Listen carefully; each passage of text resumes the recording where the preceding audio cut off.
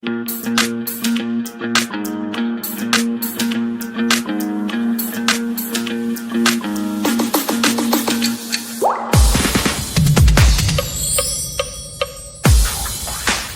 Buzz UG ye platform kwe tisinzira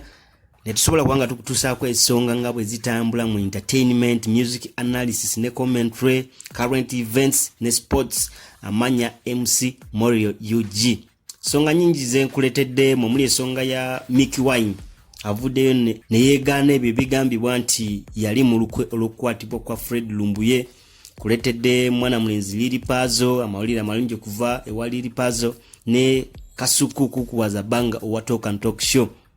Naye kansoke nkubuzeko muganda wange kansubire ensonga zitambula bulungi eyo side zeyo gyowangalira gyosinzira okutugoberera wano ku The Buzz UG era kyokola kyamaanyi ddala. Gwatana bakusubscribinga soko o subscribinge onyigene kadde baganda baffe abali mu nsi ezenjawulo, abali mu US, abali mu UK, abali Oman, namwe kyemukola kyamaanyi obaka bwamwe tuba tufuna bulungi nnyo wano ku The Buzz UG. Era katandikirewo tugenda kutandika ne mwana mulenzi Mickey Wine, muganda wa Bobby Wine, n'omutwe wa Bobby Wine, musajja kubaraga, musajja wa amaanyi. Oluvannyuma lw'okukwatibwa kwa Fred Lumbuye,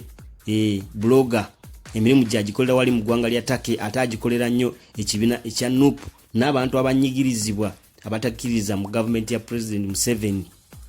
So oluvannyuma lw'okukwatibwa kwa Lumbuye, abantu bavaayo ne boogera bingi nga bagamba nti Mickey Wine luno olukoya lulimu obusajja bwamuyiwako omudidi gw'ensimbi n'asobola okuba nga awaayo address ya Fred Lumbuye. Bino byonna abantu babyogera era nga n'ebifaananyi bisaculatinga ku social media nga Mickey Wine ne Lumbuye bali wamu bahavinga kalangi. So abantu ne basobola okuba nga bakwasaganya bagamba nti kituufu ono musajja yandiba mu lukoya alimu. Era nga bwe mukimanyi nti wiki emwe mabega nga Fred Lumbuye tanakwatibwa, Mickey Wine ne Spice Diana bali bagenze etake ku performinga. So ebyo byonna abantu babikwasaganya bagamba Mickey Wine ono amanyi kyekigenda mu maaso wakati wa Fred Lumbuye oba okukwatibwa kwa Fred Lumbuye. Naye era Mickey Wine avuddeyo nasobola okuba nga clearing empewo na clearing abantu nagamba nti ebyo byonna ebyogerwa bya bulimba talina kyamanyi. Amunange babifuna mu bukyamu. Lumbuye samusinkanye kati nagenda ettake omwezi, in fact emyezi ebiri emabega. Yiki yenyini yangamba in the beginning nangamba Mickey oyina okubeera safe. Tiyaje kyasoko kungamba oyina okubeera safe era tomalaga lyalya ne mugamba ya mwendi nebereramu. The day after the festival waliwo kyali wange yali antwalako okushoppinga bamuyitadde no yansindikira message nangamba blood kyekiri listed konze nze listed nagamba emwana oyina okwebereramu bangambye Lumbuye bamulidde konze bamukutte baani kanagamba waliwo sister wange abadde abeera like in the same area yangambye nti obedda beetalira aba police kati bagenze okulaba waliwo abalala waliwo abakwatisa olusi bakwatisa babamu abenjaga naye nga bo bambala uniforms zanjawulo. Bwefuula ekinyira kitegeeza buli kimu ne woba okiraba nti kiri straight oyagala kukikyefula nti okiraba upside down. Niffe tetuli binyira ate ne bannayuganda abasinga si binyira ebintu tebabiraba upside down babiraba. Oyagala kuŋŋamba Spice nti okutambula nti Mickey Wine talina kufuluma nsi talina genda kukola okitegera ndooza ate nga naawe kennyini n'omuwagizi ali yawagira Mickey Wine yeetaaga Mickey Wine abeere bulungi okitegera kubanga tumaze wano emyaka ebiri tetukola okitegera. Sigenda saagala nze bwe manina opportunity nga bampise Bulaaya sijja kutunuulira ali ku negative side kyagenda kwogera, sijja kutunuulira kibi kye bajja kwogera wabula nze njja kutunuuliramu ekirungi n'omulama gwengoberera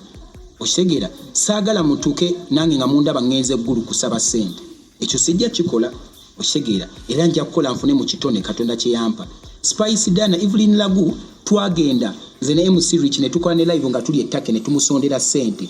That's the last time when nasemba omulaba nasembye omulaba ng'ali ku kisaawe nga nkomawo namusanze na ku kisaawe nga nange nkomawo okitegera ndowooza ekyo ne kiggwa ne manya nti napulinga party yange. Spice Diana ayina show. In fact ne kweyo boat cruise Spice Diana tiyalina kubaako okitegera ne tukwataga management ne zikwatagana nagamba tukusinga okudde Kampala nga tewali bivulu ate nga waliwo ekivulu lwaki tetugatta that energy ne twongerako ku vibe okitegeera ndowooza Spice Dana ne bakwatagana ne management ye naye ne yeegatta ku concert eyo kubanga teyagenda Turkey kuyimba kweyo festival era namusanga yali anaatya okukomawo like about 2 days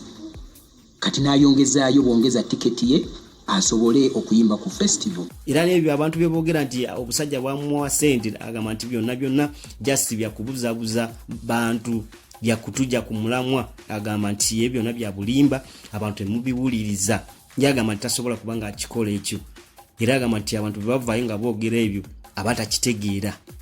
ye mwana mulenzi Mick Wine. Wabula away from that bwe tuba tweyongeddeyo amawulire amalungi agava ewa mwana mulenzi Lily Puzzle nti basobodde kubanga bamusiibula okuva wali mu ddwaliro ery'amagye ebbombo. Mukimanyi bulungi nti okuva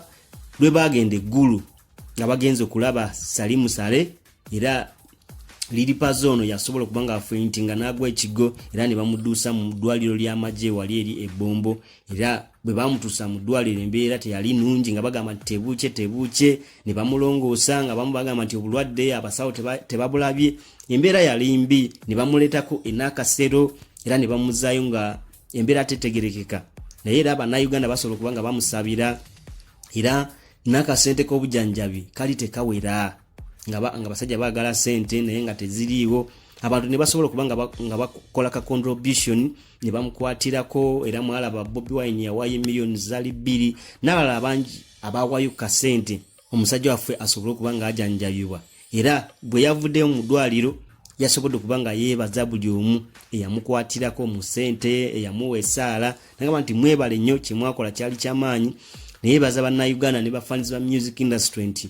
kyemwakola kyali kyamaanyi era tali bubi nnyo kati yasobodde kubanga asuuka tumulinze awone bulungi asobole kubanga akomawo tukube endongo era teyakomyeko yagenze mu maaso n'okugamba nti bonna be yasobya basobole kubanga bamusonyiwa obulamu busobole kubanga butambula ye mwana mulenzi Lily Puzzle yasini mukisa yakweyimbira genda ogule emmotoka. Wabula away from that bwe tuba tweyongeddeyo mu maaso kukuwaza banga mumanyi y'omu ku ba media personalities ab'amaanyi era alina show gy'akola gye bayita Talk and Talk Show wali ku Dembe FM y'emu ku show ez'amaanyi mu entertainment industry wadde abantu bangi bavaayo nga bagamba nti kukuwaza banga alina ebintu byayogera esi neevaayo neetabuka mujjukira ku nsonga za omugenzi Moses Radio abayimbi bavaayo ne bagamba nti n'omusajja balina okuba nga bamubaninga okukolera ku radio oba okukola bino ebyamawulire naye era okumanya nti akasajja k'amaanyi kasobodde okubeerawo mu pressure ey'amaanyi so Kasuku musajja w'amaanyi alina okuweebwa respect mu entertainment. Wabula si ensonga etuleese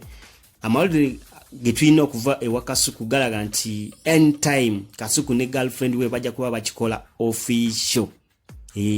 bajja kuba bakikola official bave mu bino ebyekiyaaye ekintu bakikole official obufumbo busobole kubanga butambula. Kasuku agamba nti ebbanga libadde lya myaka 7 nga ye ne girlfriend we bali wamu bagezako kwetegeera era agamba nti balina n'abaana ekiraga ndi enkolagana y'amaanyi wakati w'abano ababiri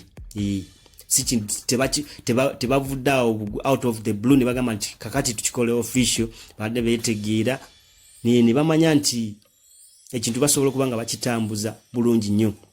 Era Kasuku agamba nti girlfriend we yali tayagala mulimu gwe ogukola guno gw'amawulire ogukola ku radio olw'ensonga omukazi agamba nti Kasuku yali asinga nnyo okwogera ku bakazi yensonga lwaki yali tayagala mulimu gwe era yali ayagala omulimu ogwo aguveeko aguleke naye era yasobola kubanga akitegeera n'amanya nti Kasuku gy'ajja 10 nasobola kubanga aleka sente za kameeza era ekino nasobola kubanga akita bulamu ne butambula. So far tujja kuba tugobera updates omanye lunaku ki date gye bagenda okubanga bakikola official kyolina okukola tovaako ku The Buzz UG amanya MC Morio UG ne timu yange tukyaliwo tukyagezaako kuwa updates ku nsonga ezitambula amawulire aga trendinga tovaako.